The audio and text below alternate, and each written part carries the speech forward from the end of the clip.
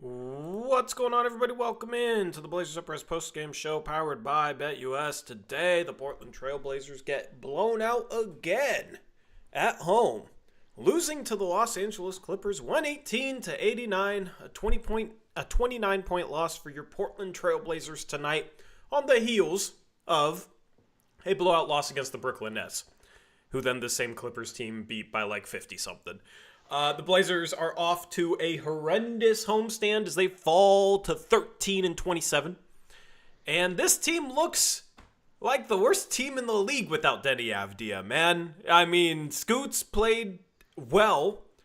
Scoots played pretty well over these couple of games, and it doesn't even matter. The Blazers still suck. Anthony Simons has been a complete dud the past couple of games. DeAndre Ayton, we went in on his effort on the last post-game show. At least he did something today, which is crazy to say about a max player, man. At least he did something today. Delano Banton got some good garbage time points, put some points on the board for himself after starting 1 for 8. He finished 7 for 17. But yeah, this Blazer team, 16 turnovers. They shoot 37% from the field and 26% from 3. Disgusting game. Eric, how's it going? Oh, just great, Tori. Love watching this crap. I have a Jeopardy question for you in chat. I'm interested to see who can get this correct. This is courtesy of Rich. Alrighty. All right. 55 out of 286. Do you know what I am referring to or what that stat indicates, Tori? I have no idea. I don't even know where to start with that one. I would love if someone got this correct out of Oh, yeah, if somebody in chat can figure it out. 55 out of 286. Aeromancer's kind of on the right track. Yeah, I would. Maybe is that wins out of Chauncey Billups games? Chauncey Billups wins in how many games? 286 is the amount of times that Chauncey Billups has coached a game as a Blazer. Yeah. And 55 is, the Jeopardy answer is, how many times have the Blazers been blown out by more than 20 points out of the 286 games that Chauncey has been coached? Yeah, as coached. Yeah, Is 55. it sad that I'm surprised it's not higher? No, that's 19.2%. That's almost 1 out of every 5 games he loses by 20 or more. Like that's crazy. I'm being genuine. I am surprised it's not higher. Yeah. Feels like that's the percentage of when we get blown out by 25 or 30. I mean, chat. I think it's 19 out of 39 this year. I think I saw. Yeah.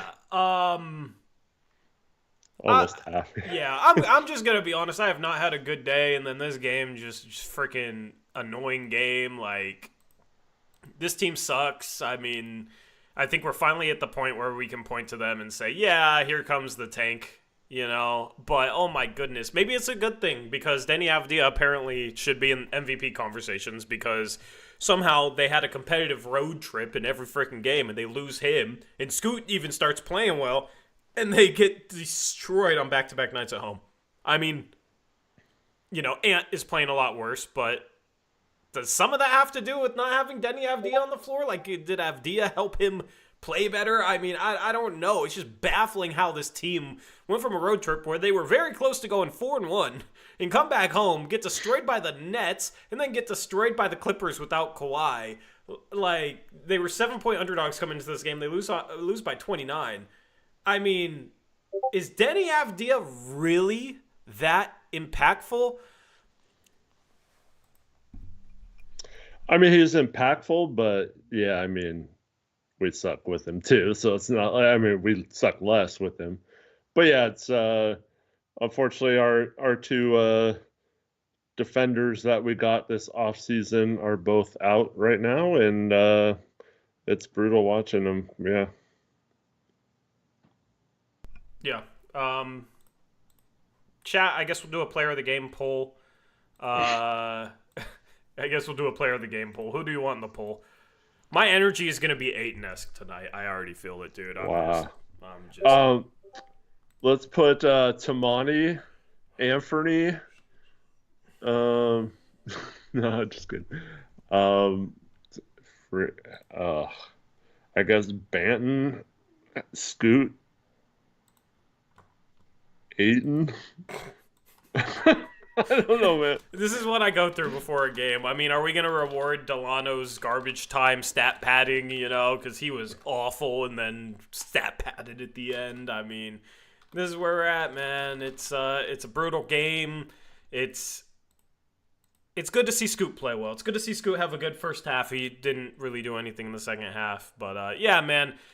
I don't know. Did this loss break me? I don't know, but ready to start tanking, ready for the freaking deadline to be here, ready for Chauncey to be gone. Shout out to BetUS. He's the favorite to get fired next, but I don't think it's going to happen anytime soon. And I mean, the thing is like, it's tough to go into a post-game show like this, right? Because it's just everything we've ranted about. It's just everything we've ranted about all season long. And on the last post-game stream, I had people in the comments, "You've ranted about Aiden so many times already." It's like, yeah, what the hell am I supposed to talk about when this dude quits on the team? You know what I mean? Like, it's the same freaking crap. Game in, game out. So, I mean, what can you do? Fans aren't showing up for it anymore. And, yeah, I mean, we keep sitting here on post-game shows, man, trying to break down this team, trying to entertain the people. It's tougher and tougher. Especially this time of year. Shout out to Clearly a Bot, member for 39 months, says, "Rough game. Thanks for still doing the show." Yeah, man. Appreciate you. Thank you for being a channel member because it's getting tough. It's getting tough because this team is just disgusting. Disgusting. And I don't know. It's brutal. I don't even know what to say, Eric. What do you have to say, man? I don't know. Well, it's the fighting, man. I mean, last game, at least, we sucked against one of the worst teams in the league, but you had the Scoot performance. It looked towards at least in the first half that we might get a similar Scoot performance in this game, so we could have at least hung our hats on that. I guess we got a good half of Scoot, which is more, which is fine, but like, dude, it's sad, man. And then, like, you got a Shade and Sharp glass night, so I think some people went that probably didn't even care about the game just to get the glass. Yeah. My mom, who like never leaves early, was telling me that she's just waiting for the third quarter to end because that's how long you had to wait to get the voucher or to trade in your voucher for the glass. And yeah. So I think she left at the beginning of the fourth quarter, and man, I don't know why anyone would torture themselves by staying any longer in that game. Yeah, for and sure. I'm going to the game on Sunday. Can't wait to watch this in person. Like, yeah, so excited. Yeah. Like, I think tonight we just talk about trade deadline. Really, I mean, we'll break down the game a little bit, I guess. But yeah, I mean, today is going to be about the trade deadline. I had a stream on our second channel earlier today where I kind of went into things you need to know for the trade deadline. And as far as that goes, man, it's like, how many years into the rebuild are we? How many years are we from when Cronin took over? What the hell has he accomplished towards progressing us towards a championship? Because it was built around Dame, and the team got worse. And then they tanked, and was still supposed to build around Dame. And then they said, "No, we're going to draft your replacement." Happy that he finally looked good for a couple of games tonight. So, all right, you're going to start a rebuild, but we still have Ayton. We still have Grant, who's out again with a face contusion. He actually, according to you, Eric, has a concussion, which makes a lot more sense than a contusion and missing 9 games or whatever it is with a face contusion. But for some reason, they won't call it a concussion because they got to be weird about injuries, right? DeAndre Ayton missed his 7 games with the finger contusion and all that. You don't got Klingon today, so that sucks. But it's like, all right, you're still doing this 2 timeline crap. Still doing this 2 timeline crap where you have Ayton, you have Grant being paid hefty money. The Blazers also paying a lot of money to a guy that goes 0 for 9 tonight, 0 for 5 from 3, and does not score in 30 minutes, which is crazy. I mean, yeah, Anthony Simons was just horrible tonight, horrible the last game. He'd been playing really good, but it's like, man, he's a tough shot maker, and when the shot's not falling, he is brutal and doesn't help you really at all. Like, at least in Chauncey's offense, you know? And it's not like they use his gravity, but tonight, did he even have any gravity? Because he couldn't do a single thing. But, I mean, the big picture for me, just watching games like this, is like, all right, there's a lot of people out there that want to give Joe Cronin credit. You can maybe give him credit for the Avdija trade. The Klingon pick was like, all right, you got a guy at 7 that you liked. Okay, cool. As bare minimum, you drafted a player. Congrats. All right. Still don't know if he's a steal or not. And then all your other picks you traded.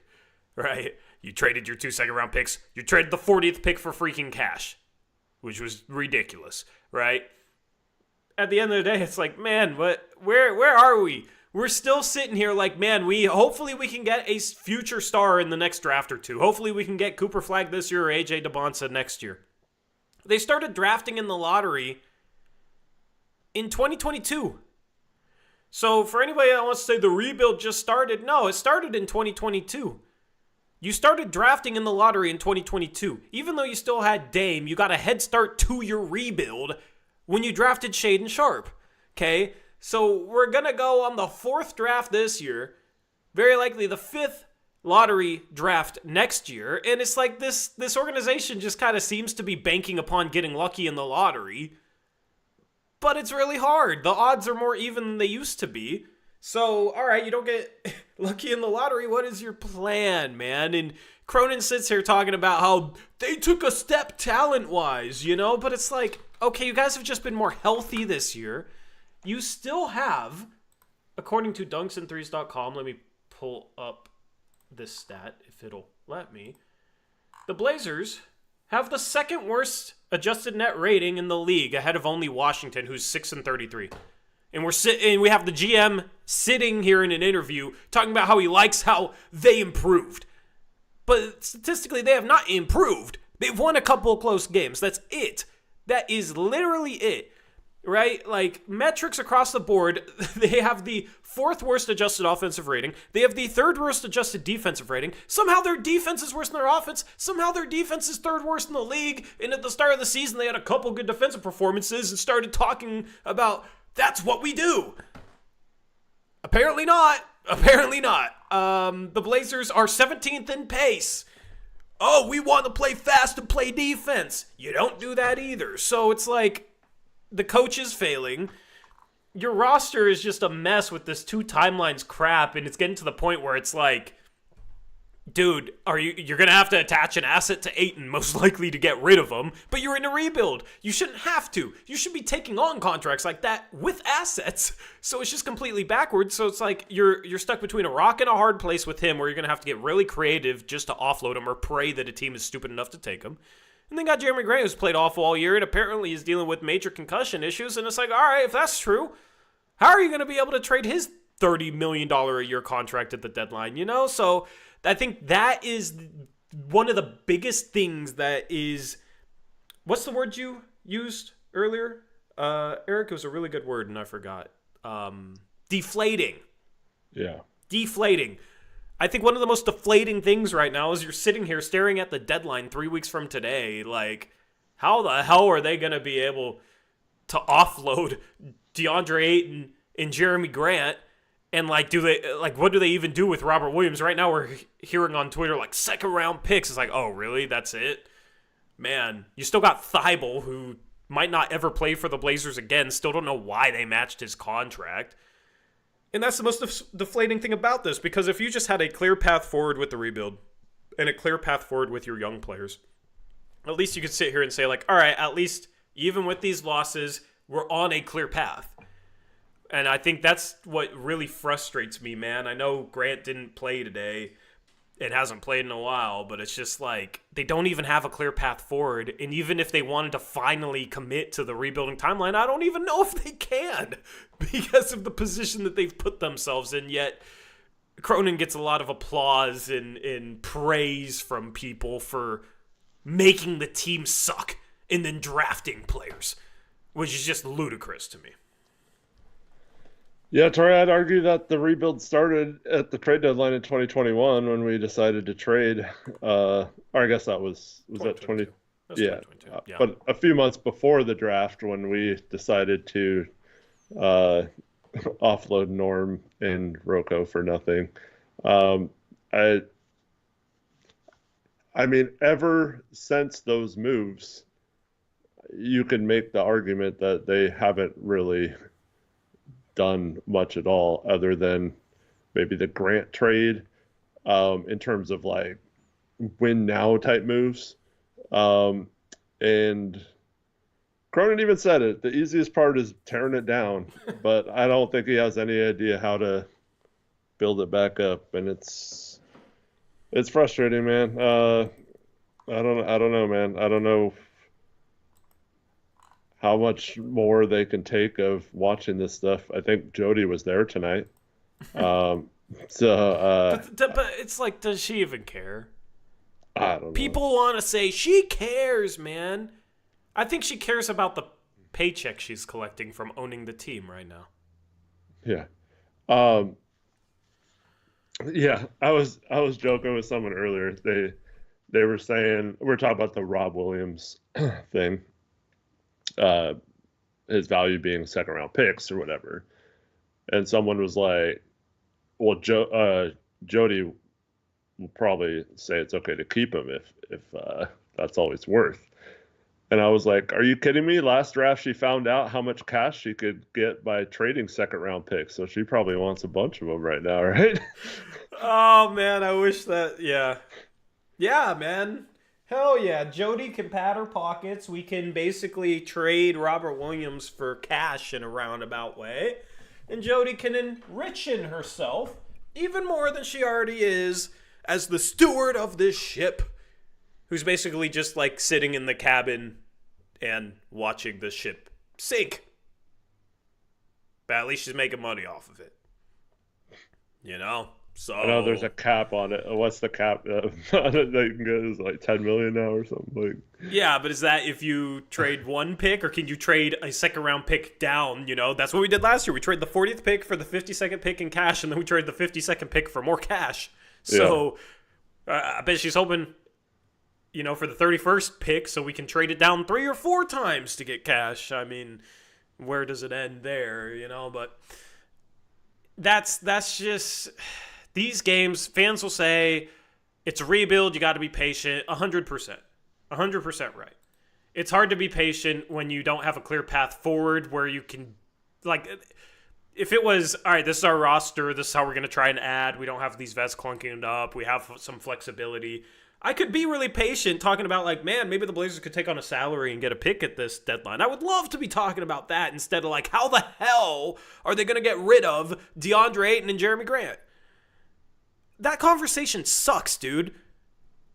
I'm looking forward to the deadline just to see the resolution and, of course, watch the chaos around the NBA. But I am also expecting, I've never been more pessimistic going into a trade deadline in my life. And I think that's the tough part about games like this. And, you know, I wear my heart on my sleeve, right? So if I had a better day, yeah, maybe I'd be in a little different mood on the stream. But I just did not have a good day. Come home, watch this crap. Start thinking about, man, this deadline they've put themselves in is a freaking mess. It all kind of sucks right now. So,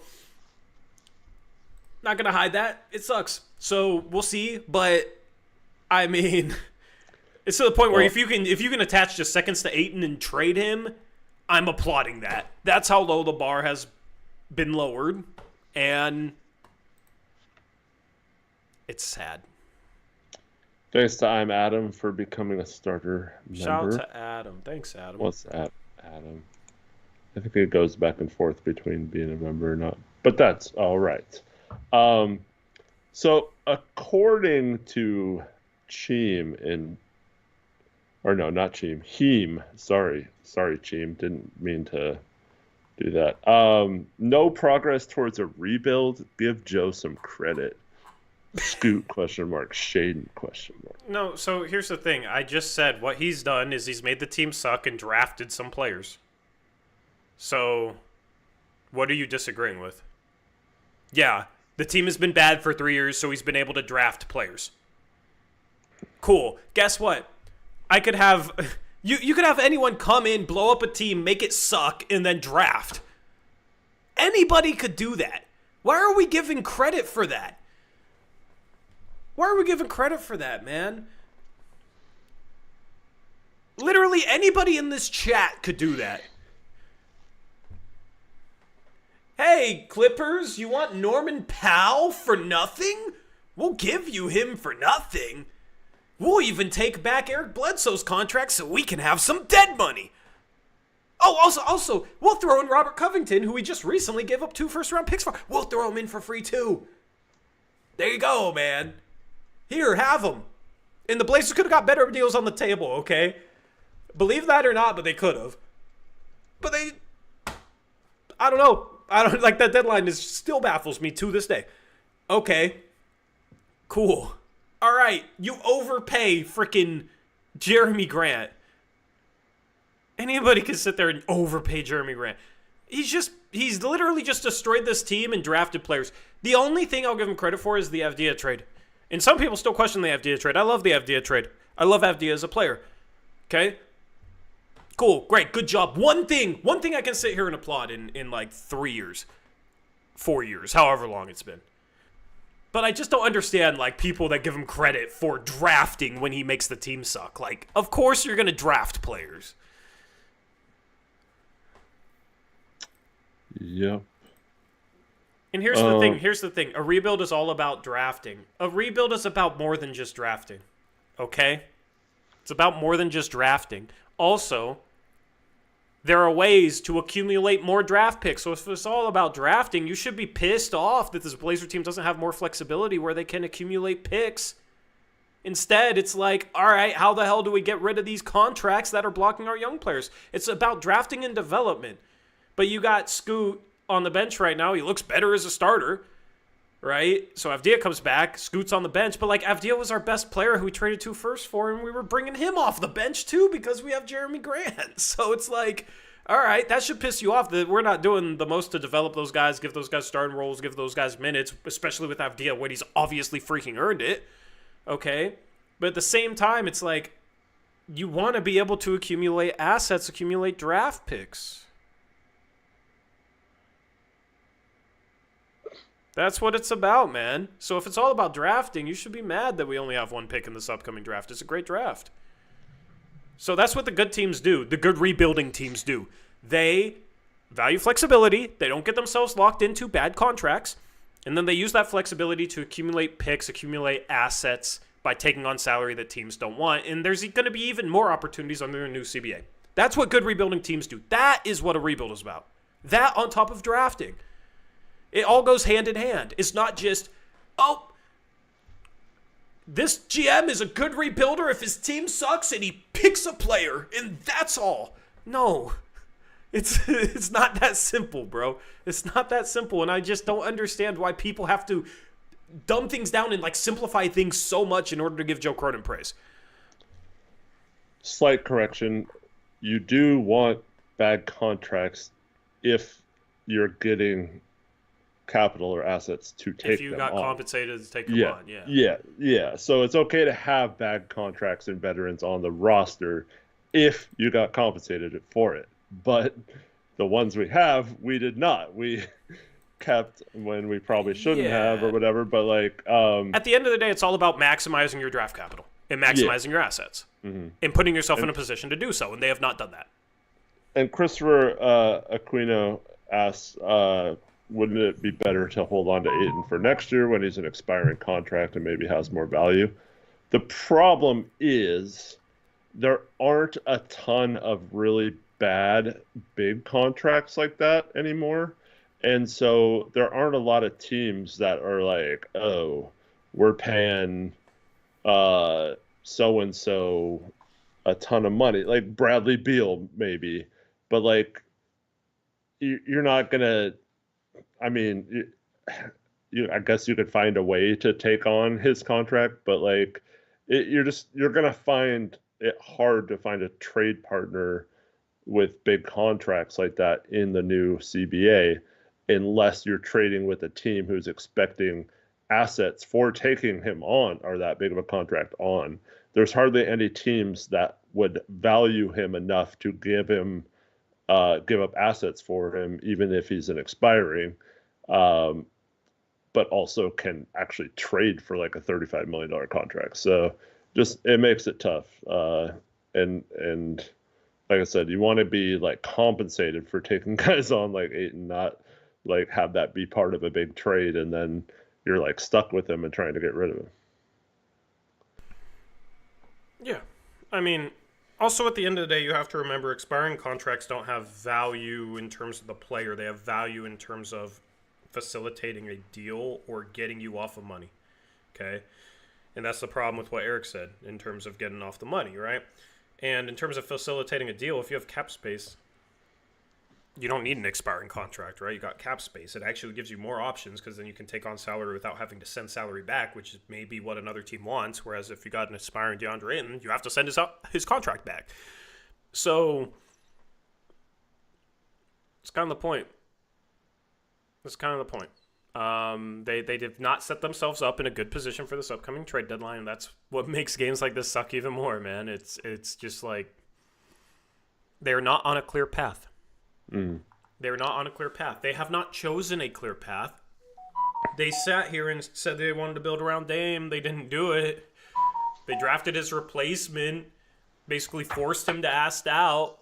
So they started this rebuild, but they give Jeremy Grant a huge contract and then bring in DeAndre Ayton's huge contract and seem to value him. And they have no place on a rebuilding team making that type of money and blocking players that are younger than them and just as good or better than them. So they have not chosen a direction with their moves. They choose it all the time with their words, but they have not chosen a direction with their moves during Cronin's entire tenure here. I mean, the only direction he's chosen is, I make team bad. I draft player. We haven't mentioned this in a while, but okay, so you go back to Sharp was a high upside pick that you could argue like maybe not a win now move there or not the like consensus pick at 7. But Scoot was absolutely consensus and they had no plans on entertaining anyone else if Scoot was on the board and it was more so because they just didn't want to risk not picking Scoot and looking stupid. And so like he was like anyone who's trying to argue they could have or should have picked someone else, like no, like it was like a foregone conclusion. If Scoot was on the board at 3, that's who they were taking. And you can argue that all you want, but like whether we should have taken Scoot or whether Scoot was the right pick or not, that's not what I'm trying to say. All I'm saying is that was the no-brainer of all no-brainers for this organization is if the minute Brandon Miller got picked, they didn't even take trade calls when they were on the clock. After months of people like Sean Hyken and Danny Morange saying they are waiting for Scoot to be available so that jumps their trade offers when he's there, and they're going to have all this value for trading the 3rd pick that hasn't been there because teams are waiting to see if Scoot is on the board. And so that Scoot was a no-brainer. And Klingon, I mean, he fell to them at 7. They tried to trade up to get him, failed, and got lucky he fell to 7. And so, like, yeah, these guys could be good players still, and there's still a chance this rebuild is successful long term, especially once they get a different coach and have a different voice in the locker room and stuff, different schemes. But Like, you can't just say, "Oh, he deserves credit for sucking and then getting these picks," like, because it's the bare minimum. You have to do something else as well. Absolutely. Absolutely. Like, we have lowered the bar so much for the GM here. It's crazy the stuff people try to give him credit for. It's absolutely insane. Like, it's just like the most bare minimum thing, man. It's the most bare minimum thing.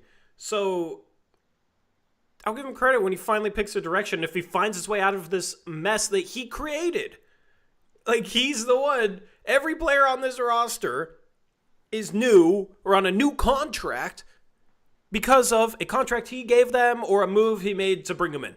Drafting them, trading for them, signing them. Doesn't really sign anyone. But you get the point. This is not something you can sit here and just use a blanket excuse of he's still cleaning up Olshay's mess. We're just like, okay, yeah, you get the situation you were given. It's all about the moves you make out of that situation, right? So it's not just you still have responsibility for the moves that you make. But people try to strip him of all responsibility for making crappy moves, that crappy trade deadline, giving away Norman Powell for nothing. It's just like there's a lot of people out there that are just so intent on making it out that Joe Cronin is a good NBA GM. They want nothing more than to prove that he's a good NBA GM. And it's biased and it's emotional. People want to sit here and say we're emotional, but we break down every single critique to the T. Break down why it's bad. I mean, we've predicted things and we've sat here and say, yeah, if this is what they do, it's a bad move. Hopefully they don't do it, or hopefully they do something different, and then they do what we say is a bad move. It's not just sitting here after the fact wanting to hate on Joe Cronin. I wish Joe Cronin was a better freaking GM, because then you wouldn't be stuck with DeAndre Ayton and Jeremy Grant right now. But it's just funny because it's like, I don't know, man. How much should I go off on this stream, Eric? Because last year I got a lot of crap, if you remember, for saying I'd trade DeAndre Ayton for an expiring contract at last year's deadline. People thought I was crazy. Now look at us. People gave me a lot of crap when it was like, yeah, don't match Thibault. You don't need to match Thibault. You don't need to flirt with the luxury tax and a rebuild so you can pay Matisse Thybulle $11 million a year. And people hated on that too. And now it's like, dude, who cares? Who cares? If you could trade him for an expiring, nobody would blink twice. But yet, oh, I just hate Joe Cronin. Even though it's like, how am I sitting here with this freaking foresight? And he doesn't have any. Like, it just baffles me. It just baffles me how I get hated on. And then down the road, it's like, yeah, that probably would have been the best move.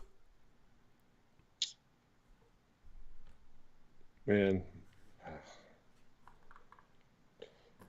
Most of chat's pretty good, but I just can't believe some of the things that are being said. I'm not even reading chat at the moment. Let's see. What else do you want Cronin to do besides draft? Well, Tori just answered that for you a few minutes ago when you were saying the same crap. Don't ask me questions if you're not going to listen to the answers. Right. Ayton is impossible to move. Yeah. Which is why you should have traded for him. Joe Cronin. Grant is impossible to move. Who traded and re-signed Grant? That's Joe Cronin. Ant is impossible to move.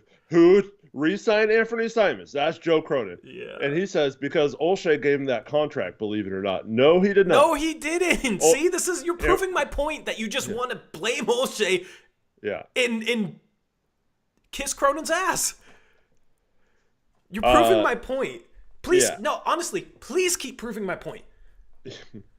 Anthony is the only player on the team left from when Neil Olshey was the GM, if you want to be factual. That is the case, but he was a free agent after Cronin took over, and Cronin is the one who re-signed him to that contract. So please get facts straight before you come at us.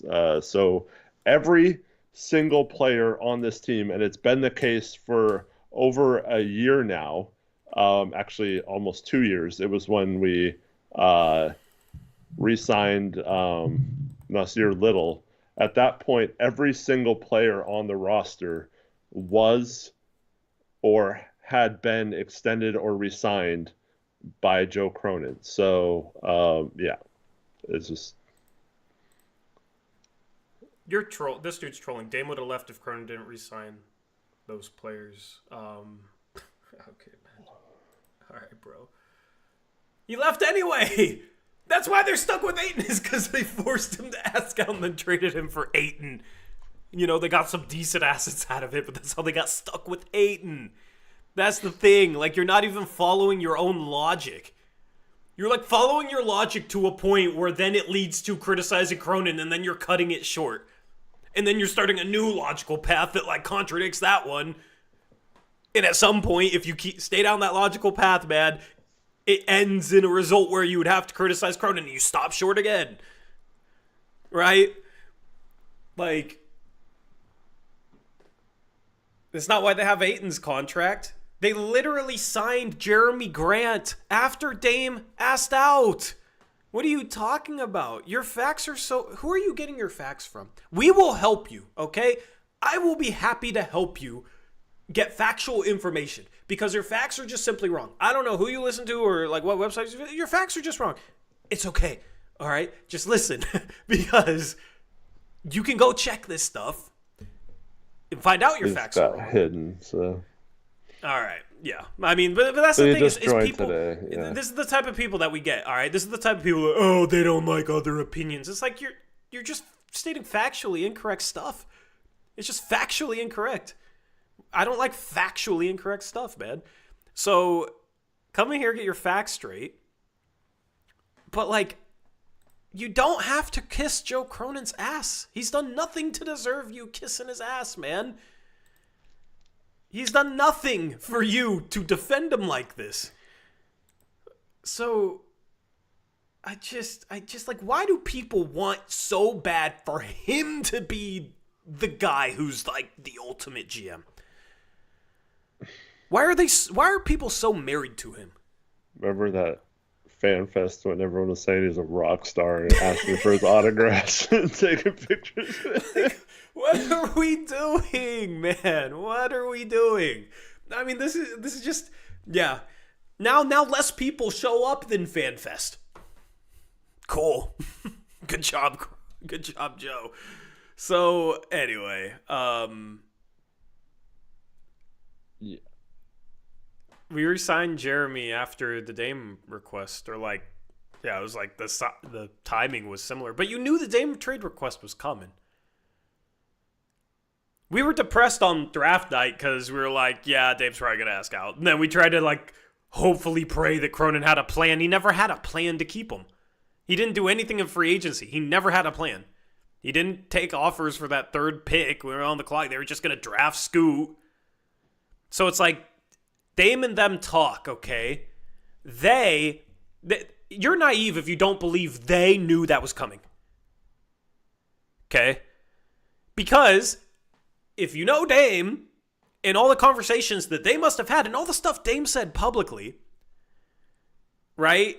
And then you go into the offseason and you sit here and say, yeah, you know, we were too young, too small, right? We need to be uber aggressive. And you get the third pick, you luck out, and then you draft a point guard with it and then do nothing in free agency.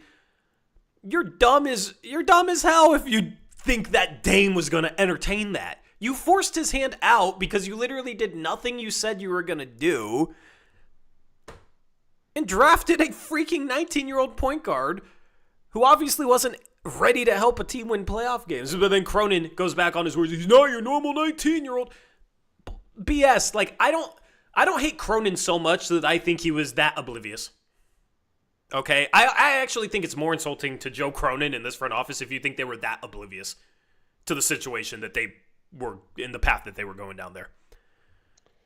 Dame literally went on a podcast and said, or like a summer league game, or I forgot what it was. He was on something and said, if they keep the draft picks, I'm out. Like, you know, like everybody he literally told us that. Like they knew that. Everybody knew. We knew. We were 2 weeks before the draft. We were starting to be like, oh, they just plan on drafting Scoot and not even trading the pick, and that's going to lead to Dame asking out. We had like a super depressing stream 2 weeks before the draft where we were like, I think you had a little bit of intel, Eric, and it was basically like, yeah, they're going to run him out of town. Chat, do you remember that stream? Well, I was saying they weren't going to trade the pick. Yeah. Yeah. It was like almost a whole month before he asked out. But I mean, I do know that Dame did privately request a trade. It wasn't just the morning of July 2nd or whatever that day that was, July 1st, July 2nd. It wasn't just that morning when he said, "Oh, I'm requesting a trade and Miami Heat are the only team," or whatever. That he had already, several days before that, June 26th, that Monday, he had a meeting with Joe Cronin in which he asked out, and he agreed to keep it under wraps as long as Joe stopped the charade that they're still trying to win under him and quit lying to everyone about the whole situation, because Dame was pissed at how they were still trying to spin the PR back on Dame being the bad guy. And the funny part about that is Joe continued lying to Dame just like he had several times throughout the season. And yeah, so I mean, he knew. Yeah. Anyway, Beavers are gonna beat Gonzaga. Yay! My day gets worse. Are they really? Yep. I mean, I thought it was We're close. frauds. We're fraudulent. Yeah, we lost. We're fraudulent. Oh, that's a big win for the Bees, though. No, it's not. We suck. No, I mean, just like. I guess, but we suck. That's their first conference loss. We gave up 97. It was overtime, but we gave up 97 to Oregon State. I'm sorry, but we're frauds. Mm-hmm. This team sucks. Gonzaga is kind of falling off. And, it's brutal. It's brutal. They can't win close games. It's all good. All my teams suck. All of them. Every single one. Anyway. Is what it is. At least I'm not a jerk fan like other fan bases that you deal with, right? Man. Tori's in sports hell right now. This has to be rock bottom, man. I mean, this year, so right now, all of my teams weren't even close to playoff teams. Gonzaga will probably make the NCAA tournament again and then lose because of the NCAA tournament. But every other team, well, no, the Mariners got within a game for the third time in 4 years. That's brutal because they always get 1-2 games away. But they did nothing this offseason, so that's horrible. The Niners suck. And their window's closing. And then the Blazers, I mean, you guys know what it is. And then Washington football, all right? How are all my teams this bad? And yet, in the past calendar year, I've lost 2 championship games. At the same time. This is where we're at. So, it's brutal. It's brutal. I am in sports hell. But I would love for the Blazers to start on a path out of hell. That's all I ask. Just chart a path ahead out of hell, please. All right? I can take the flames. I can deal with it as long as you just have a path out. Stop sitting here walking in circles we're rebuilding, but we have Jeremy Grant and DeAndre Ayton. We are going to pay Jeremy Grant a lot. And then, oh, wait, maybe we can't trade him. And we're going to value Ayton in the Dame trade. And then, oh, man, he's quitting on our team. And we drafted a center to replace him. But we still have to have Ayton because he's making a ton of money. You're just walking in circles in hell right now. So, anyway. Zombie Bill says, I wonder how many of us are only Blazer fans and don't follow other sports. I kind of envy you, if that's the case. Yeah. Sports are too big a part of my life as they are yours too. Sorry. I just can't imagine okay, Blazers suck right now, but I don't really care about sports. So. Yeah. You would think it improves the chances to win a championship, but it doesn't. Not in my case. Anyway. Yeah, I mean, enough about Scoot Henderson's your player of the game, 60% of the poll. Here's the thing, too, is all right, if you draft players, you should have a plan for their development and their path forward. And I don't know, Scoot didn't play as well in the second half. He finished 6 for 14, but at halftime he was 5 for 9, 2 for 4 from 3. Second straight really good first half in a row in which he started. Okay, and like if you had better shooting around him, how many assists per game would he average, man? Like I think somebody looked up the potential assists he could have had last game, and it was 17.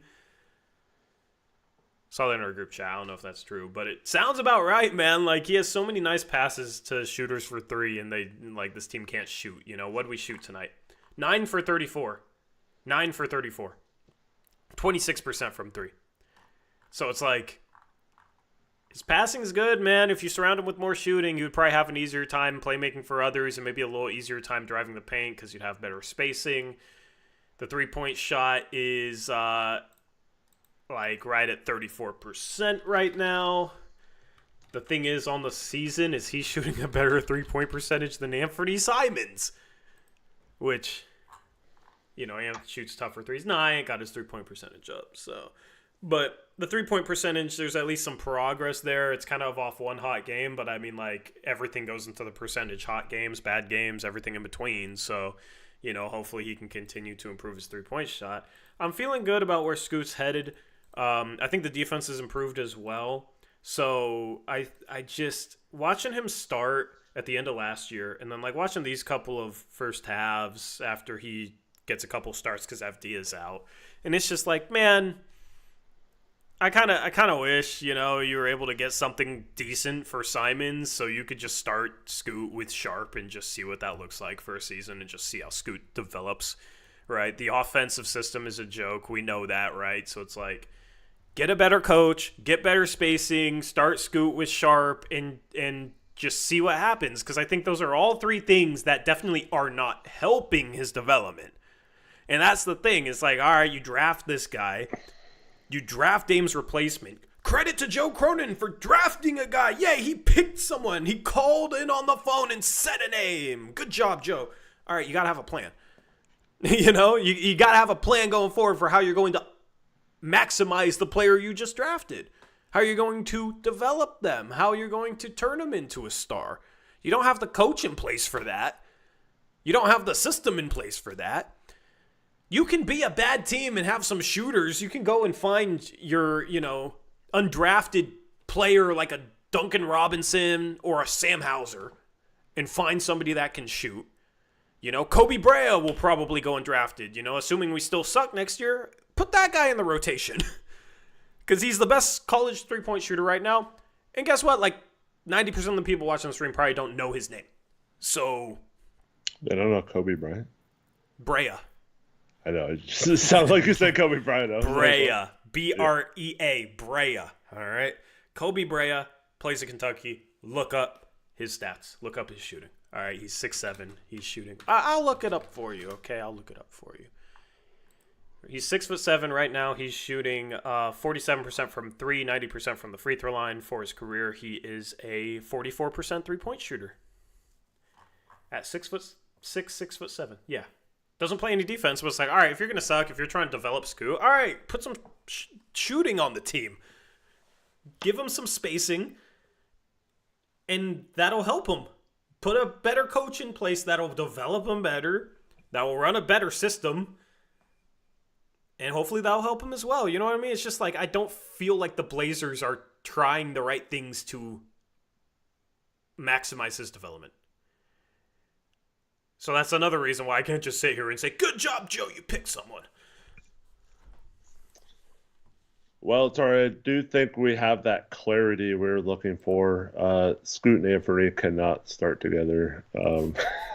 I mean, I think that's pretty clear. Didn't they start a little bit when Sharp was out and they were had a couple games where they were fine? Yeah, I don't know if it's the 3-guard thing that's not working or what it is, but I mean, obviously Anthony was having a bunch of good games. Scoot starts, he has, a good game and a half, and Anthony's been non-existent, terrible the last 2 games. Yeah. Why was Ant so much worse tonight? I feel like it's more than just the 3-guard lineup. I feel like it was just 2 bad games from Ant as well. On top of that, I don't know. It's rhythm is a big thing in basketball, so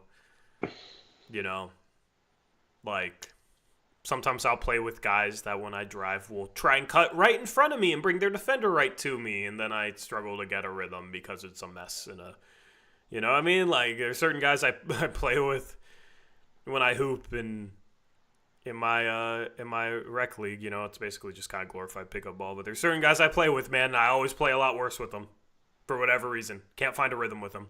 And there's certain guys I play with, man, and everything just kind of flows and clicks, and I feel really good.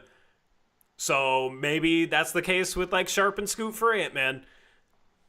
But at the NBA level, like all these guys are good, kind of know how to, you know, play. So I don't really know why Ant can't make a shot then, you know. Do you think he'd quit, like some people are suggesting? I mean, I think he has moments, but I don't think it's like whole quarters like DeAndre Ayton. That's why DeAndre Ayton pissed me off. Like, I understand Ant getting frustrated on a play here or there and, like, giving low effort and, like, that sort of thing. And I understand, like, other players doing it. You know, Sharp did it last game after a turnover, and I kind of called it out in our group chat, but I didn't talk about it on post-game show. It's like, all right, that's kind of just the vibes around this team. They suck, you know? You're going to have plays where it's just like, oh, whatever. You know, it's just you don't want it to be something where it's like the entire game, multiple games as a vet. So that's the difference to me. Is like Ayton will quit for stretches of time where he just doesn't give effort. And Ant, for the most part, I don't think necessarily gives bad effort. Maybe it's not 100%, but I feel like he's kind of in between. Whereas Ayton will just go watch a rebound and watch guys rebound it in front of him for offensive rebounds, like over and over and over again. Just stand there like watching. Yeah, no, like there's a difference, I think, between quitting and sucking. And Ant sucked the last couple games. And he did have that play today where he lost the ball. I can't remember if it was the end of the third or beginning of the fourth quarter, but he had that play where he just drove right into the defense and lost the ball. He felt he got fouled. He turned and started yelling at the refs instead of getting back on defense. Can't have that. But that's not necessarily quitting. And I ask you this. Why would Anthony, who was having like a great month of January, correcting all his bad stats from the rest of the year, why would he all of a sudden pick last game against the Nets to start quitting on the team? Like what changed in his perspective if you think he quits? Like he hates Scoot. Someone like Ayton is like known to do that. He's had numerous examples throughout his career of giving up on plays or games or not being motivated unless he gets his way or whatever. So like that, I just question like if he just absolutely flat out quit on the team, what happened between like Saturday and Tuesday that made him quit, other than like we had a couple guys out with injuries. But like I mean, I don't see why he'd be protesting Scoot starting when like we had so many guys out that pretty much had to have the starting lineup we had, right? Yeah. Like didn't make sense to start anyone else. So I don't know, man. Yep. For sure, man.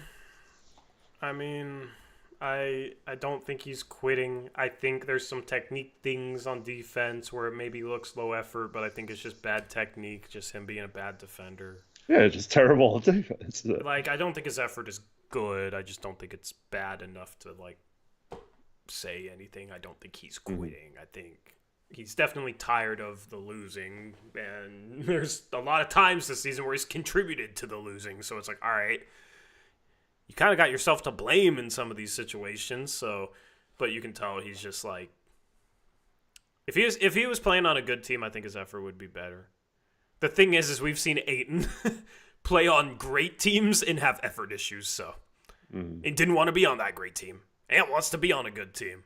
I respect that more than Ayton, who doesn't want to be on a good team but then on a bad team still feels some type of way because he's not the focal point of the offense. Who feels like he should be the number one guy when he's not good enough to be the number one guy. And it's different. So.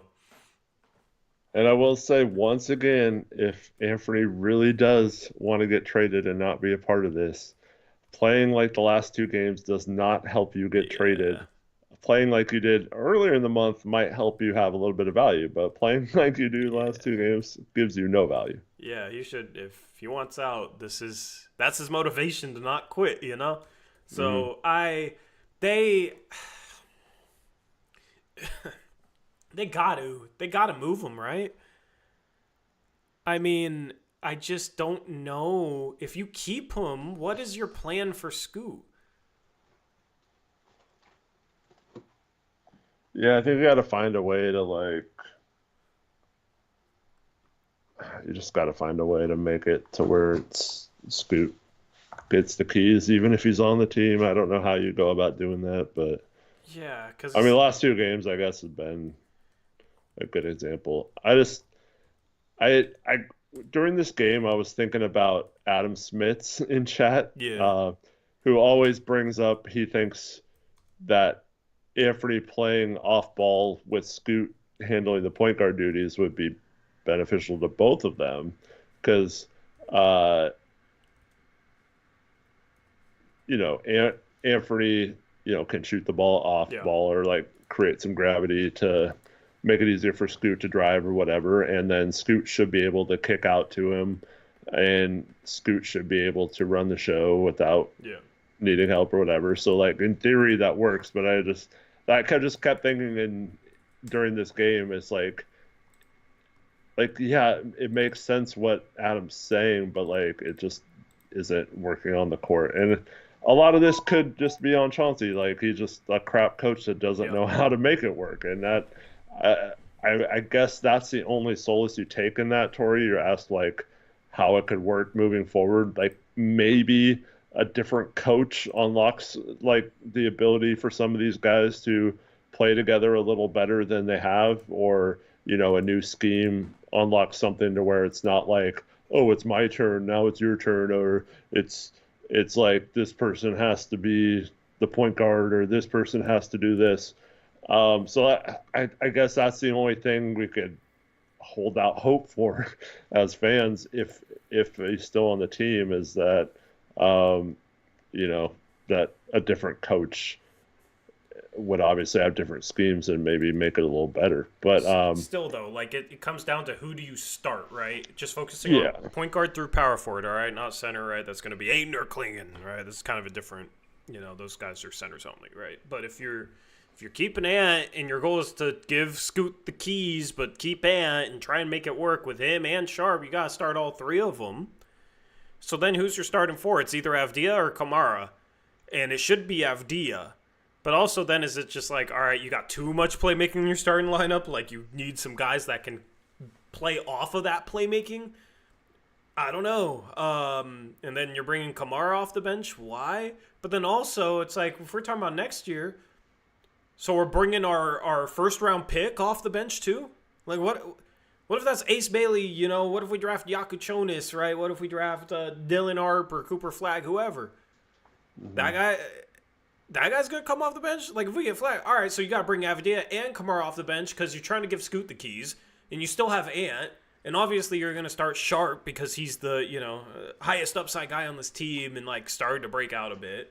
And then you're gonna start Cooper Flag because it's Cooper Flag, and then you start whoever your center is. Like you're bringing Avdia off the bench. This should not be the case. Like keeping Ant it just goes directly against giving Scoot the keys. And even if you can find a way to make that work, it's at the expense of something else. And that's kind of the problem with keeping him and trying to figure out what you have in this rebuild. Yep. I wish that wasn't the case, man. I like Ant. I think he's underrated. He makes some tough shots. Generally, I like kind of his even-keeled attitude. He's a good dude. It's just not set up to work. It's just not set up to work with what we have right now. And that's the thing about Joe Cronin and this rebuild. Chart a path forward for the players that you drafted. Chart a path forward for trying to figure out how to make it work. Because I don't think doing things the way they're doing things is how you make it work. And there's a lot of people, a lot of YouTubers that I talk to, watch, that that know the NBA, man, podcasters, right, that I respect, they all say the same thing. It's all like, all right, why do you have these guys still here? You got Channing Frye saying, like, Blazers, please stop playing Ayton. You know, it's obvious to so many people, like, what we're doing here, but I almost think for some Blazer fans, I guess, and maybe the Blazers front office, you're kind of in a bubble here in Portland, right? Up, tucked away in the Pacific Northwest, nobody's paying much attention to you. It's easy to lose sight of the bigger picture in how this would look if it's another team doing it, right? Because if this was another team, we'd be saying, like, man, you got to trade Simons, you got to trade Grant, you got to trade Ayton, all the things we've been saying. It'd be obvious, and it's obvious to so many people. And the point is, you got to be able to give Scoot the keys and see what you have and, like, let him build upon his play and let him develop his play. And there's just a different mindset between being the starting point guard and coming off the bench into a game where you're playing next to dudes that are ball dominant, that have already gotten to start the game and get hot or, you know, are in their rhythm, and you're coming in cold. Like, it's a little easier if you have a lot of guys on the floor that maybe don't create shots, so you can come in and immediately get the ball put in your hands. But it's tough to come in the game off the bench and then, like, play next to an Anthony Simons and a Shaedon Sharpe or a Jeremy Grant, DeAndre Ayton, whoever. You know, Avdija deserves the ball in his hands as well. So you got to get rid of Ant at some point. I don't think you have to do it at the deadline. I think you can sit him whatever, but that's the thing with, like, Ayton, Grant, and Simons, man, is people are just going to worry about the package they get back. You're probably not going to get much back. Like, Joe Cronin has missed the opportunity to maximize their value. At some point, it becomes, okay, you got to move them so you can move along with the rebuild and develop these players properly, so you just have to take the best deal you get, and you have to figure out the rest later. Yeah. I saw Joey Pushki earlier, or say that I don't want Anthony traded. I mean, it's been several weeks now since I said I think Simons needs to be traded. Not necessarily because I don't want him on the team anymore or whatever, but, like, I just think it's best for all parties involved if he's has a change of scenery. And yeah, I haven't changed my mind on that. Yeah. Even when he got hot, had a hot stretch. I don't know. I think even for Anthony, it might be best to just be on another team right now. Yeah, absolutely, man. I mean, here's the thing. If the Blazers do nothing at the deadline, nobody should be defending them. If somebody defends Joe Cronin in this front office for doing nothing at the deadline, it proves to you and to me and to anybody with common sense that they just want to give Cronin the benefit of the doubt. There is no way you can sit here after the deadline, if it's an inactive deadline, and say, like, hey, it's fine, Cronin has a plan. What is his plan? To do nothing? His plan is to not have a plan then. And if he fails to move guys because of circumstances, those aren't circumstances out of his control, because that's how it will be excused by people that want to excuse his front office. It will be excused with, they couldn't get anything for Grant. They couldn't get anything for Ayton. He's a bad contract. You're the one who brought him in. You're the one who re-signed Jeremy Grant at the start of a rebuild. You're the one who gave Ant his contract. You're the one who traded for DeAndre Ayton as part of the Dame trade. Cool, you got Tamani Kamara, but it's like, I don't think they were looking to trade DeAndre Ayton for an expiring contract at last year's deadline.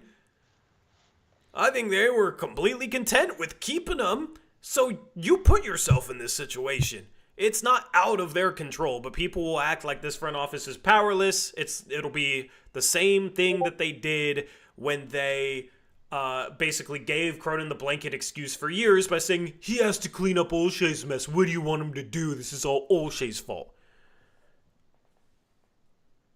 I have a feeling that's coming. I hope I'm wrong, because I would love for this team to figure out what the hell they're doing at this year's deadline, man.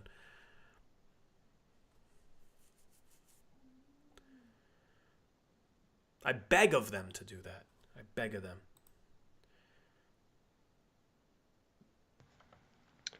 Yep. I don't know why Colt has to come in here and mention that show every time he comes in. I don't mind it. I don't mind it. It's fine. It's fine. It's fine. Because a lot of the stuff that he comes in quotes there is just ridiculous stuff that actually goes along with what we're saying about the way people kiss his ass, man.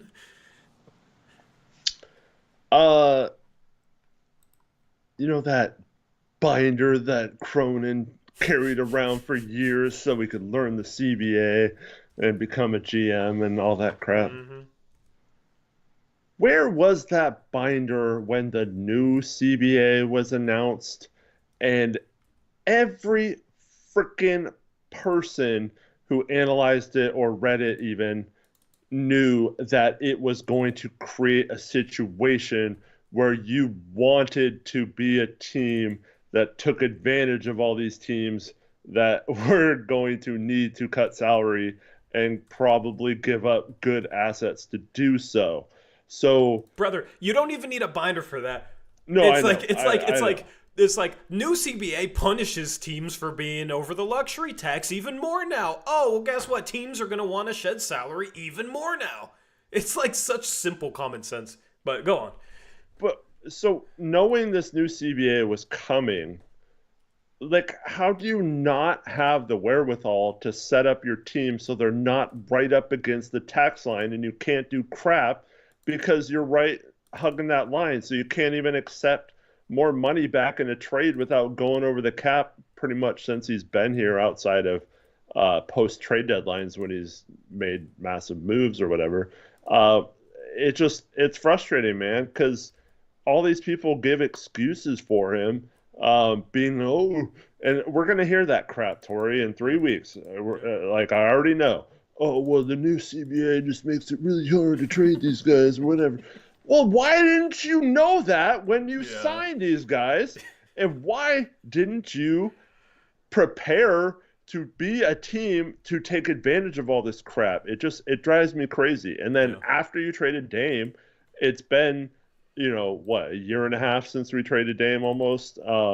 Like, you should have known by now how to set up your cap situation to take advantage of being in a rebuilding situation and not being hamstrung by this lack of movement because of the CBA. Like, no crap, dude. Why didn't you set it up so you could be a team taking advantage of teams because they can't find trade partners for these big contracts? Why aren't we the team getting a DeAndre Ayton and having a team attach a first to it because we are the team that's willing to do it or have the space available to do it? And no one that defends Cronin can answer that question other than just saying, you had to re-sign those guys, you had to try to get value for them. But no, you didn't have to. And you could have traded them when they did have value, but you had no interest in trading them early on when you could have traded them. It's the same thing we talked about with Brogdon and Robert Williams last year. When they actually had value right when you made the trade, you could have just flipped them immediately, and just like you did with Drew, right? And you could have just kept flipping assets until you finally reached the end game then. And who was begging them to do that? Yeah. It's just I was sitting there begging them to do that, man. I was sitting there begging them to do that. Like, it's just, it's super frustrating now at this point, too, because it's just like everything that I begged for them to do that might have been seen as a hot take, it's like, yeah, that was probably the right decision. It was to avoid this team being put in the position that they're now in at this deadline that people are just going to excuse as if Cronin had to do all these steps when I was sitting there the whole time saying, no, he does not. He does not have to do it. No, he can do this instead. He can do this instead. It'll put them in a better position for the rebuild. And I was sitting there the whole time, but people are going to sit here and act like if they have an inactive deadline that's basically out of Cronin's hands and he had no other choice. Well, I've been begging them to take these other choices for the longest time. So, yeah, I mean, what can we do? We're just two moron, idiot YouTube podcasters What do we know? But my question is, what does Cronin know? Because it doesn't seem like he knows a whole lot if you have to sit here and say, like, there's nothing he can do, he's powerless, like, he can't even have a plan because there's nothing he can do. Really? It's just ridiculous. He didn't know Dame was going to ask out? All right, man. Yeah. You must think this Joe Cronin is a moron then if you think that's true. So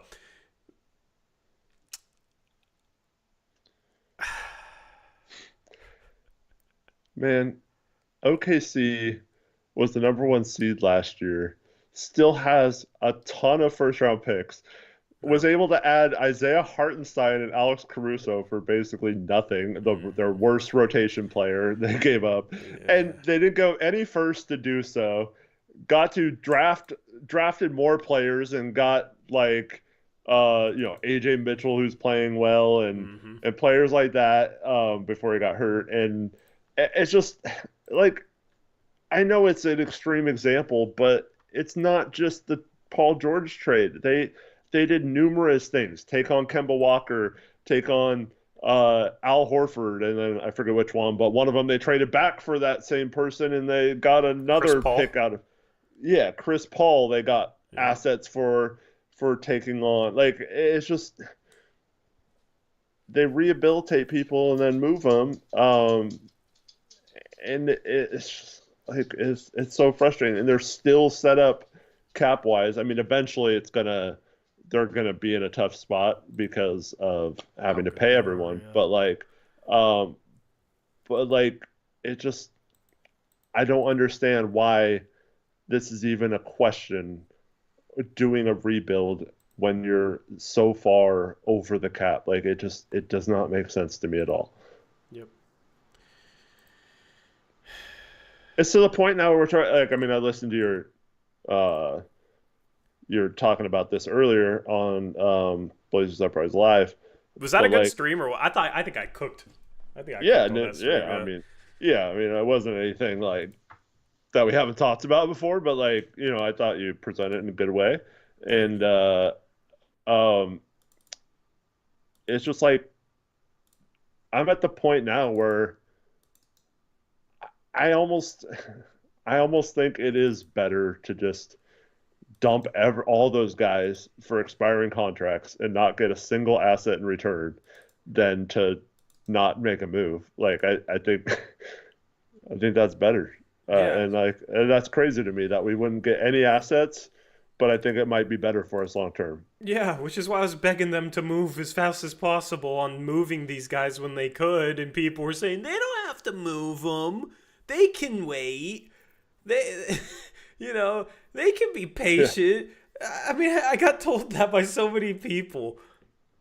And look at what it's led to. It's just crazy, man.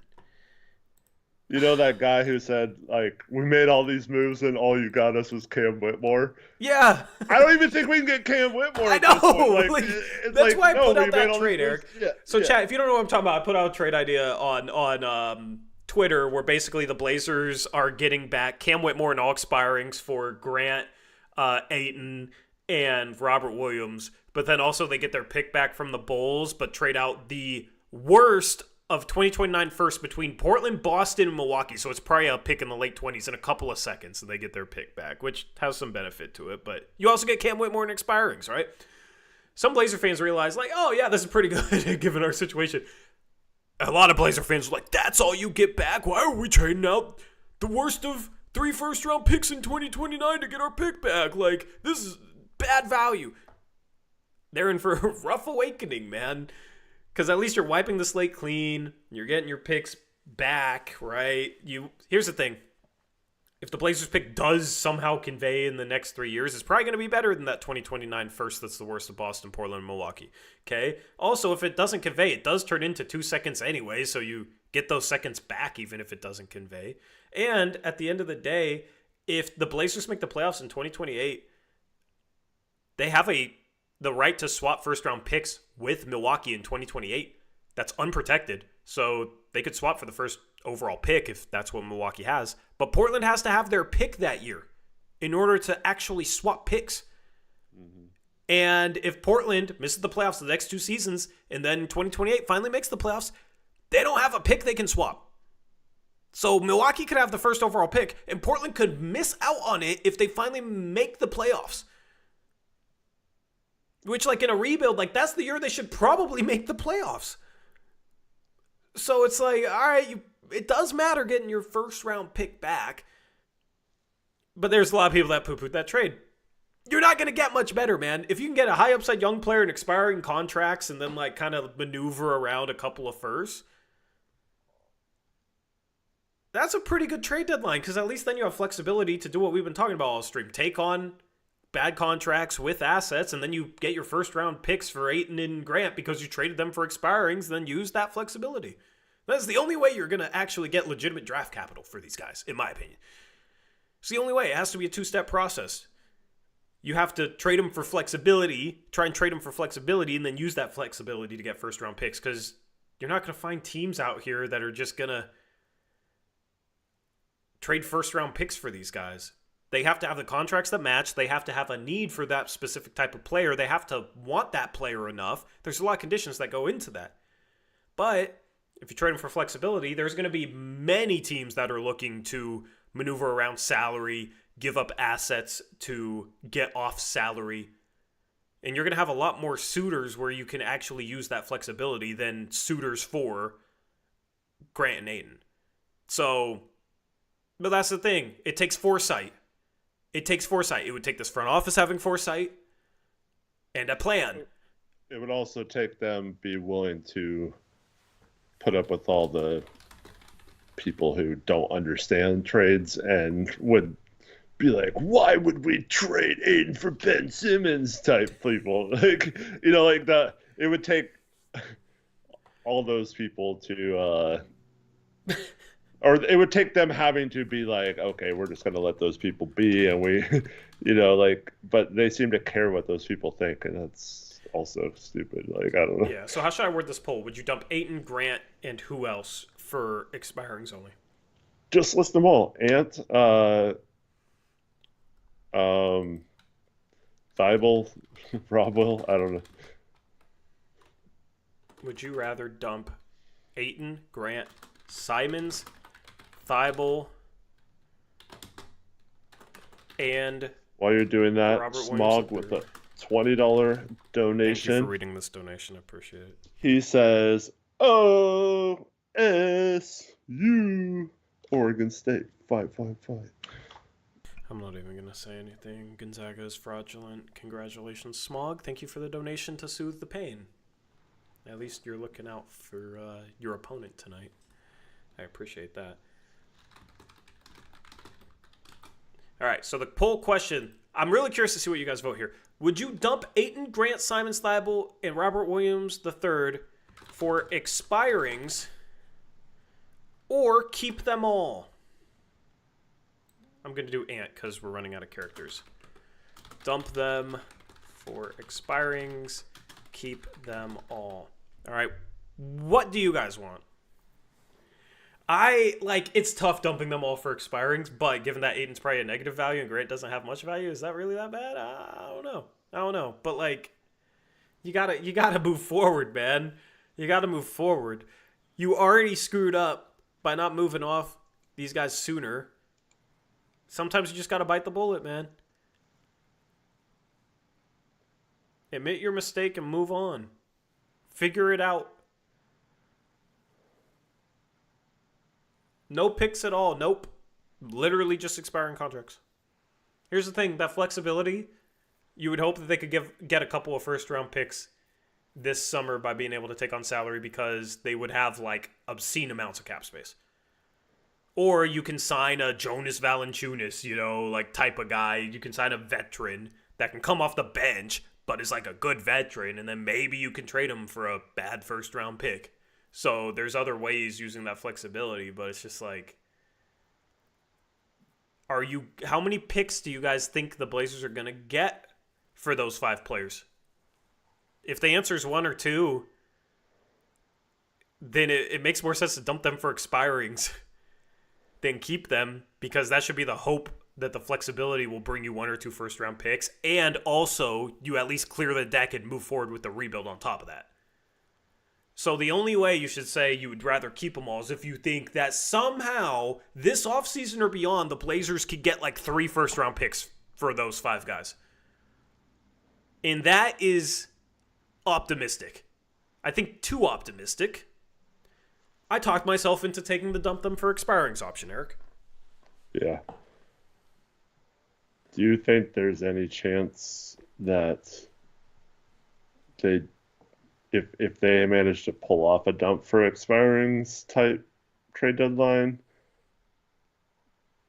do you think Jody would like decline certain trades, like even if we were getting good assets, just because she doesn't want to take long-term money back? I mean, you have to reach the salary floor. I know you have to, but like short of that, I don't. I mean, I'll worry about that if we ever get to there. Let's get there first and then worry about that. You know what I mean? Well, Sean says you don't have to, but you do have to in the new CBA if you want a tax payout. So it actually costs you money if you don't. So yeah, it'd be stupid not to. Yeah. And you have to pay the players up to that point anyway. So yeah, so you lose money by not reaching the salary floor.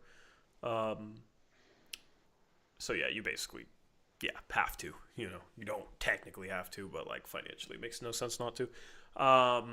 What teams have the most expiring contracts is a good question. Houston has a lot.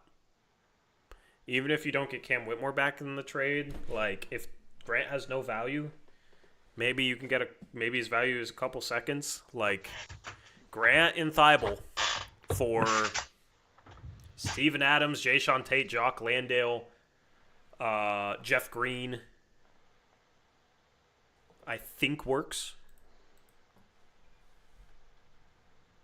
And all of them are expirings. And Steven Adams the rest of the year would be a pretty good mentor for Klingon and could be the backup if you trade Ayton.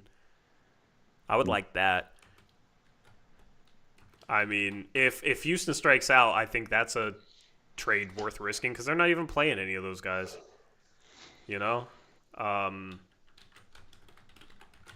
So I don't know if there's another team that has similar expirings, but I think Phoenix is in a really good spot because they have a lot of expirings that they can use to match salary, and they're for players that aren't really playing for them.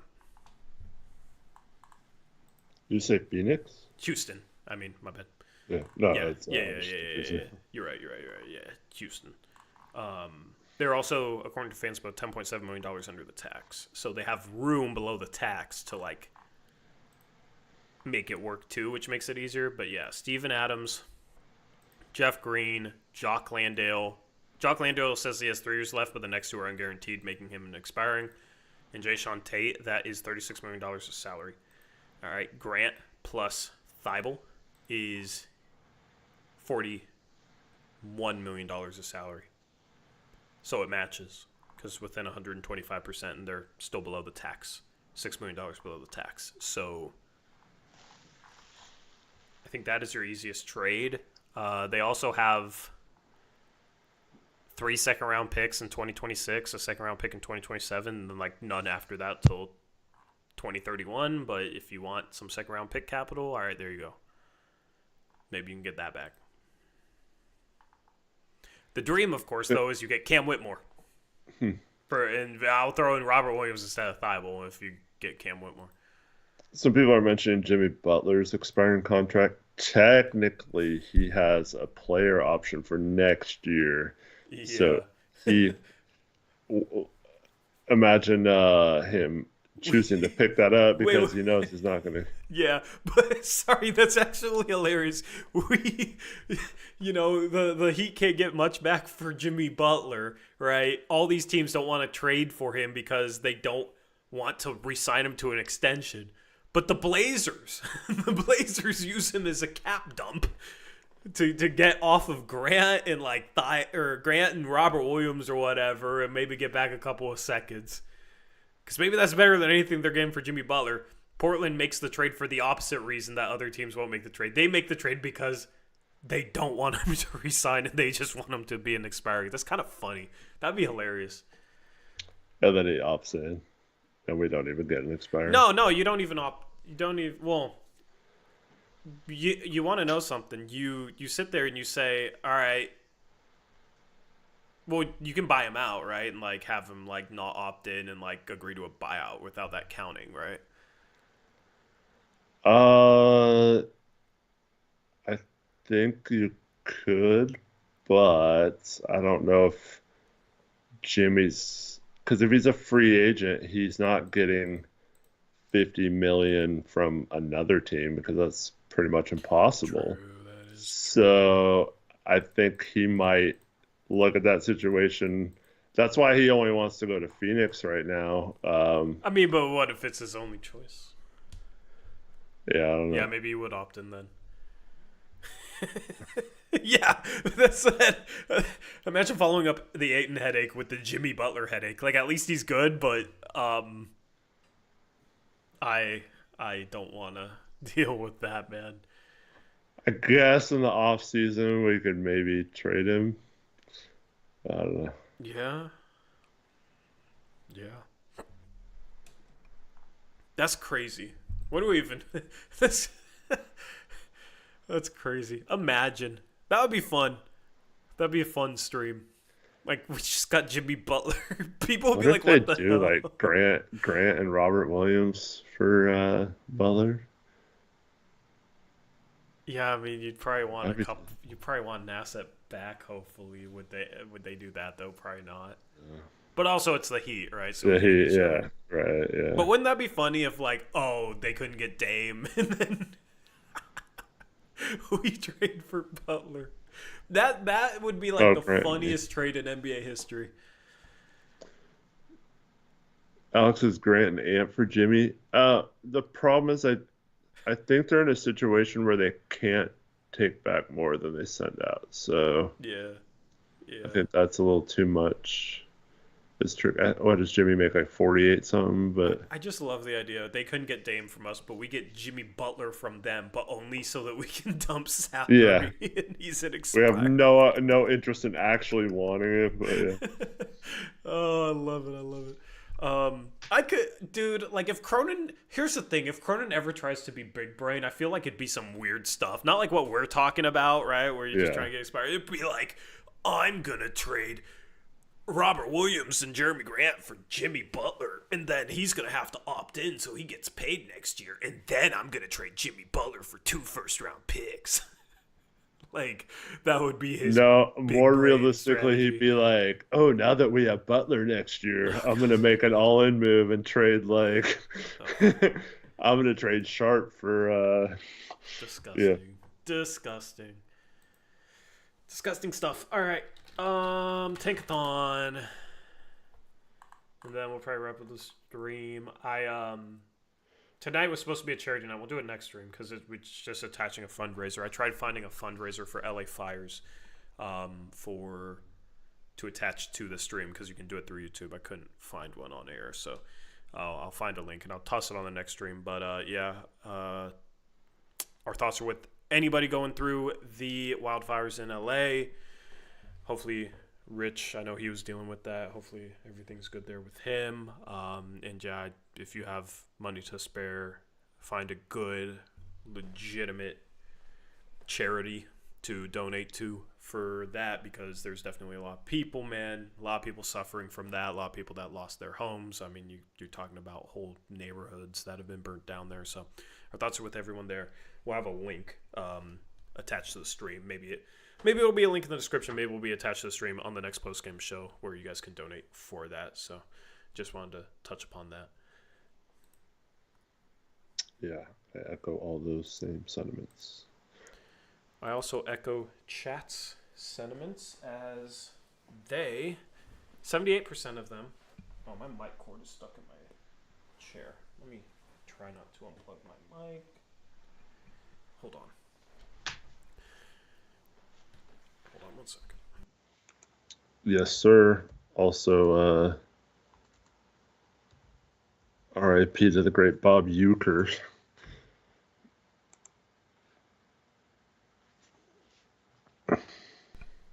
Yeah, RIP to him.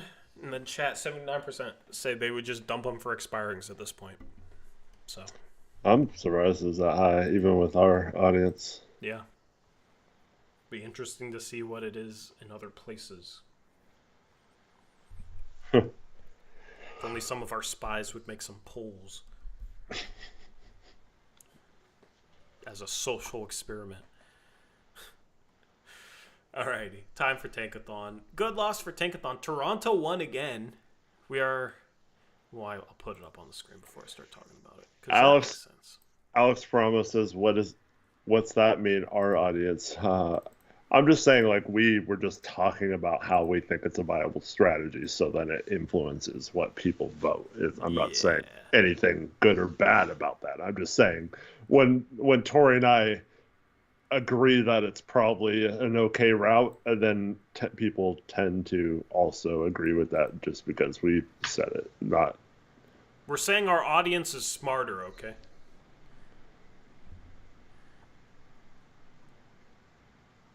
Yeah. Oh, God. Anyway.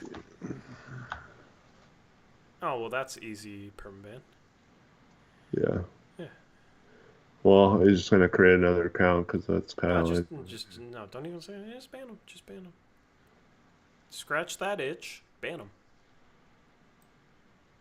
He doesn't have anything better to do on a Thursday night. You know, maybe you should feel bad for him, Eric. Yeah, that's maybe true. You should have some sympathy, okay? He's making tens upon tens of accounts to troll our chat. I wonder what and his I did actual... complain. I did sit here and say I miss the trolls, man. So it's kind of my fault. All right, Yeah. have some sympathy for him. Direct your frustration to me. Well, earlier in the chat, I mentioned to him that I asked why he always comes back with a different name and as his username. Like, why doesn't he? You remember when like People's Mix had Kevin Reese as his name? Like good old Kevin Reese. That was like creative, and it took us a while to like figure it out, and like so that was cool. I respected that, even though we had banned him. That like he did that, and I never understand why that guy doesn't come up with a more creative thing than just like Mikey, Kyle, Joe. Like, come on, dude. Yeah. I just got a great idea. Anyway. An unsophisticated but determined one-name troll. Exactly. Tankathon time. Blazers, 2.5 games behind 5th. Also 2.5 games behind 3rd, but 3.5 games behind 4th. Because win percentage. I would say just do it off games back instead of win percentage. Can I, like... Because at the end of the year, teams play the same amount of games, I'm yawning, dang. Team put me to sleep. So, yeah. 2.5 games behind 3rd. That's pretty good, Eric. I'm pretty happy with that. Good loss, Portland. Good loss. Can we catch Charlotte? Give me 3rd place odds, please. Can we just talk about how we have maximized our odds to capture the flag? I mean, I'd argue it wasn't a good loss, but a beneficial loss. Yeah. Well said. Let's simulate it. Are we going to get 8th or 9th this time? We're going to get... 7th, 8th, or 9th? We're going to get 7th. 7th? All right, cool. Now that we aren't in a tie with Brooklyn, we bump up a spot, so... All right. Yeah. Why didn't you list 10th as an option? I mean... Yeah. Imagine. At 14, Atlanta via Sacramento. At 13, we have Detroit. At 12, we have Golden State. At 11, we have Houston via Phoenix. At 10, we have San Antonio. At 9, we have Chicago. So far, so good. At 8, we have OKC via Philadelphia. At 7, we have Brooklyn. So far, so good. At 6, we have your Portland Trailblazers. I didn't even give 6 as an option. Did you even hit Sim? Yeah, because it would have dashes here for the teams that are tied, and it has numbers, so. Okay. Yeah, I hit Sim, man. I hit Sim. At 5, we have New Orleans moving down 3 spots. All right. At 4, we have Toronto. At 3, we have Washington moving down 2 spots. At 2, we have Utah. And at 1, we have Charlotte. Oh, that was boring. After a loss like this, that is unacceptable. I decline this Tankathon sim. I reject it. I do not consent to this Tankathon sim, okay? We're doing it, we never even hit sim. It is, the last minute of stream did not happen. And at 14, we have Atlanta. I do not accept that sim, man. That sim is too boring after a 29-point loss. At 13, Detroit. At 12, Golden State. At 11, Houston. I guess we have to take the boring. At 10, San Antonio. Yeah, we got to take it on the chin. All right. At 9, we have Chicago. At 8, we have OKC. You can't mess with the Tankathon gods, I guess. At 7, we have Portland. Sick. All right, there's our 7th place, You made guys. it worse. 6th is Toronto, 5th is New Orleans, 4th is Utah, 3rd is Charlotte, 2nd is Brooklyn, 1st is Washington. All right. Dude, we cannot move up, Eric. We're cursed. We can't move up. Why can't we move up? If we were picking at 6th, I mean, I guess we're hoping for, I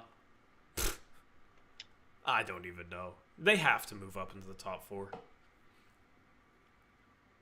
There's a clear-cut top 4 to me. We have the same top 4, right? You still have Ace in the top 4? Yeah. Okay. Yeah. Flag, Harper, Ace, Yakuchonis. That's your Ace top had 4, a right? career-high 4 assists tonight. Nice. He had a big game, yeah. Yeah. We got the same exact top 4. You got to get top 4 odds. If you get up to 3rd in the lottery, it's more likely than not that you get top 4 odds. Which makes it guaranteed that we won't get top 4 odds. Yeah. You know, because probabilities. Like last year. Yeah. Anyway. That wraps up Tankathon. We'll have standings graphic probably next stream. I gotta prep my graphics and stuff for future streams. I'm a little behind.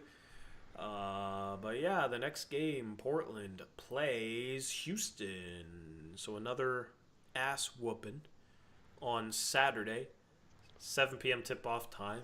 That'll be members night, and we'll toss a charity link down there. All right. And then Sunday they play the Bulls.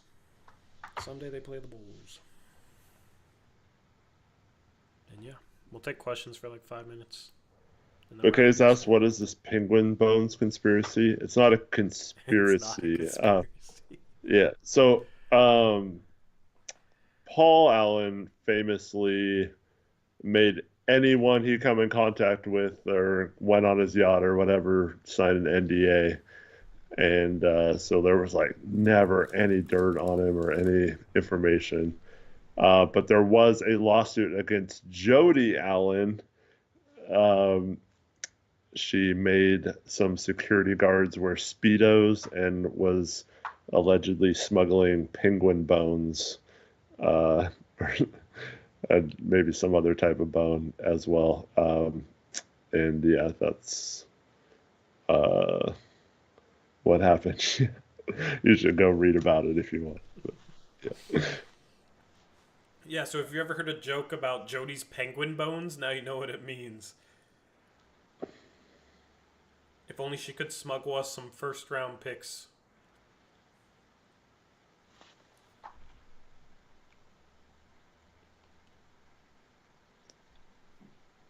Yeah, real story. Look into it. Yeah.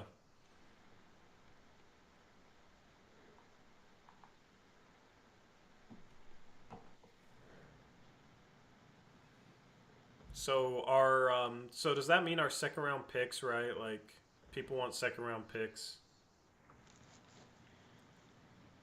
Do our second round picks fund her penguin bone addiction?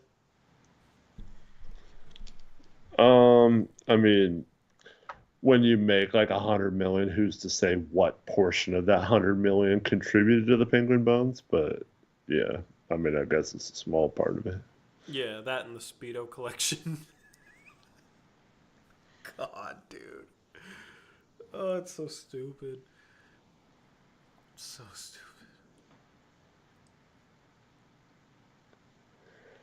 Who do y'all think is the most realistic players to move at the deadline? One, Uprise.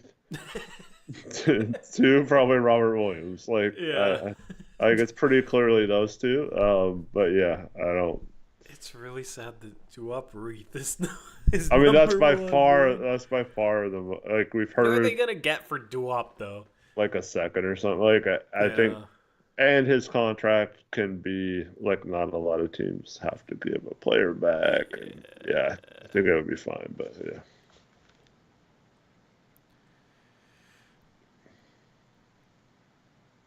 Chesney, I believe you. I mean, rich people are they're rich, you know? They're weird.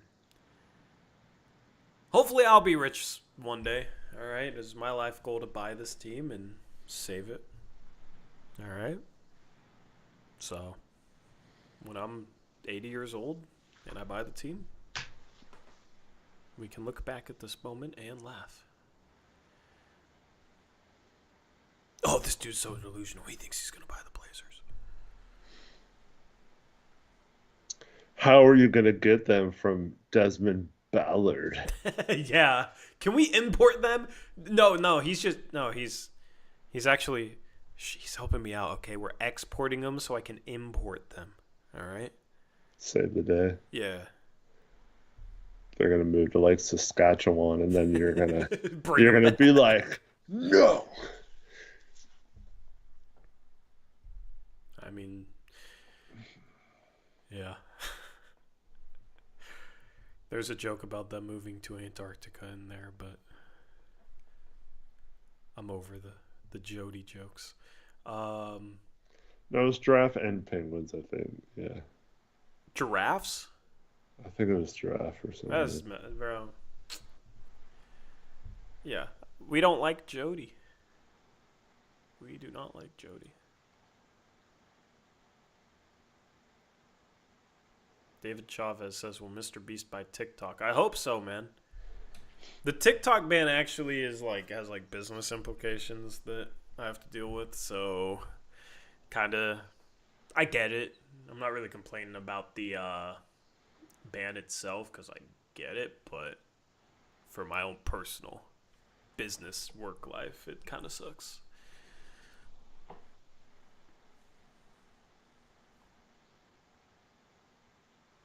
If they fix the ban, I'll start doing more TikTok content, though. I had a TikTok content plan I really wanted to do more with it. It's just like with this ban coming up, it's like, oh, what's the point?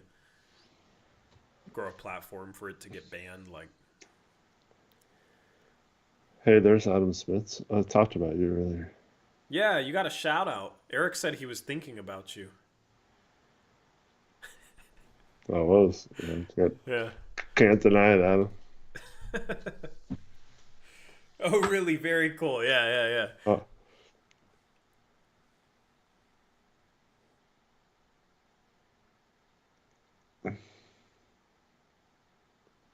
no, I have not embarked in Vox.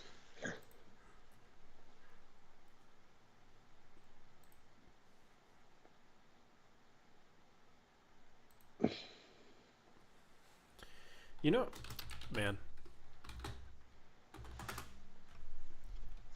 Anyway, I'll tell you after the Oh, stream. Alex Wolf, I do still have my MySpace account. I don't. It's been years since I That's actually logged into it, but crazy. it's still active as the last It's like time. an ancient artifact. Yeah, you don't still have yours. I never I never had one, bro. What? I'm 28. I'm not that old. I guess. That Yeah. is ancient. Yeah. I remember last time I logged in, I was mad because like I was trying to like access some of the pictures that were on there, and like half of them had been deleted or something. Yeah. Oh, listen to the Nightbot. Follow us on TikTok. Link in description before we get banned. I'm gonna have to change the Nightbot. Have any of you ever clicked on a link and followed that the Nightbot posts, or is that just a waste of time? Or do I have to talk about it? I don't know. Nathan, I'm not asking if you haven't. I'm asking if you have. Y'all get monetized from Nightbot? No, it's just shares our links in chat occasionally. I need to turn back on. You remember when people would donate and it'd play the Rip City like chime? I need to set that back up. I completely forgot to do that this season. I think people would donate more if I did. Alex says Chiefin and I are in his top 8. Top 8 what? That was a MySpace thing. You could designate who your top 8 friends were. Of course, you and Chiefin are on MySpace together. No, Alex Wolf is saying he would have both of us in his top. When was the last time Chiefin was in a stream? I don't know. Oh, man. I read that wrong, David Chavez. Wow. I was like, oh my goodness. Yeah, no, I don't think we're allowed to try those on stream. That's our OF page. Yeah, that's private content.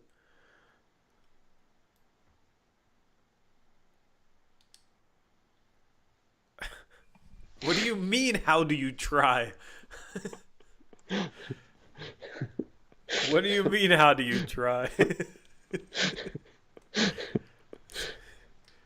Do you need What is TTS? Do you need me to demonstrate? I'll replace the TikTok link with the OnlyFans link.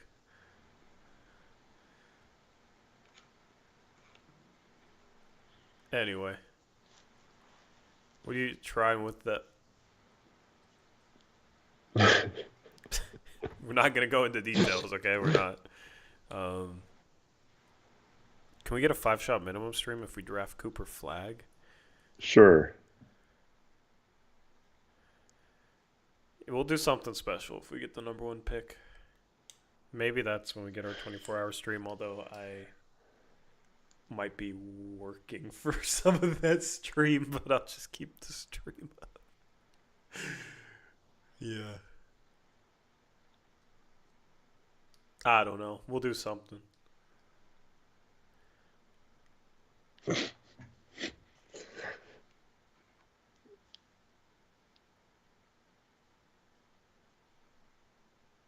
I could do a 24-hour stream.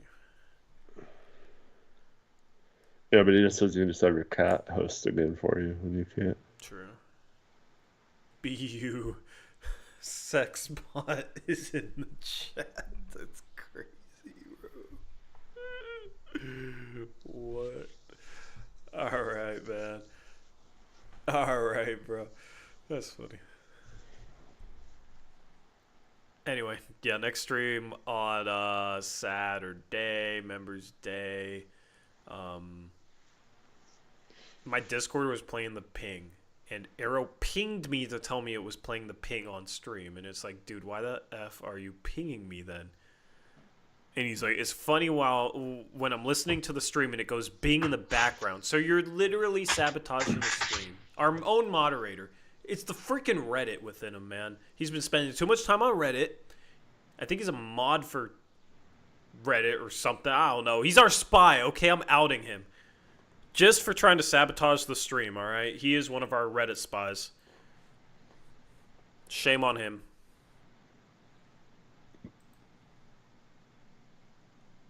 Shame, shame. You can stay on that side. We got Jackson in the chat. Alright, we got Jackson. I think it's been a while since we've had Jackson in a post-game chat. Now we just need Zach. Can we get a Casey Holdall Torrey Jones boxing match? Bro, that's not fair. For me. I'm in the chat like the last 3 streams, bro. I forgot. I believe you.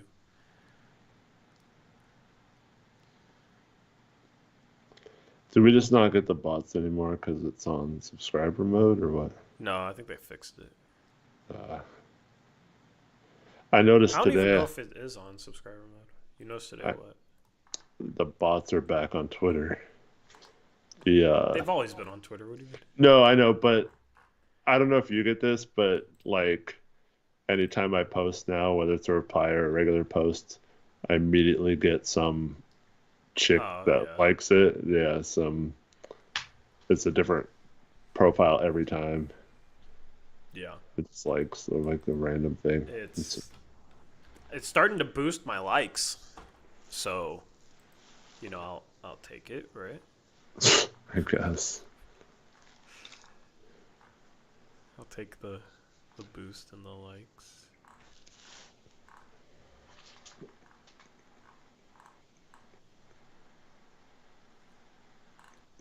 Looks like I'm gonna get set up with a scoop glass.